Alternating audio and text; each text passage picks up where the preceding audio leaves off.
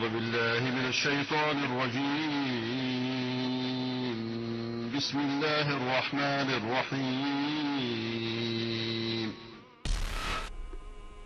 با فرقه اسماعیلیه، قلات شیعان که امروز جعفریان ازشون بسیار متأثرند، بخصوص در زمان شاه اسماعیل صفوی، اینها هستند که ادعا میکنند که امامت بعد از جعفر در فرزندش اسماعیل قرار داره که در حیات جعفر فوت کرد.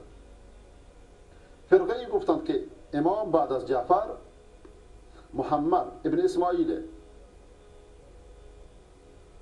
و این فرقه هنوز ادامه داره که کفر و شناعتش به حدی است که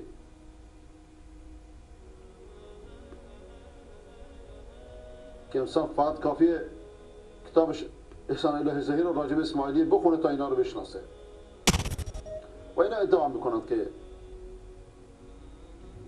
رسالت از پیغمبر به علی بن ابی طالب منتقل شده، بعضی که اونو در قدیر خم به امامت نصب کرده و بعد از اون هم نبی تابع امام بوده، تابع علی بوده.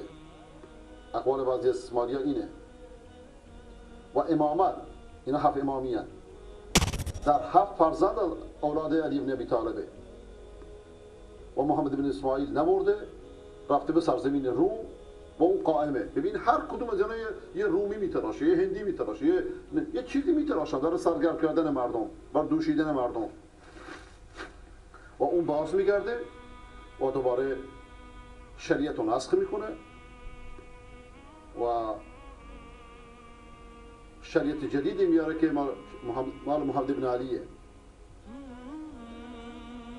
و این اسماعیلیان برای دین باطن گذاشتن، باطن و ظاهر گذاشتن که باطنیه اثناعشری از اونا متأثر شدن، که با این باطن گرایی هم شریعت رو عوض کردن هم عقیده رو.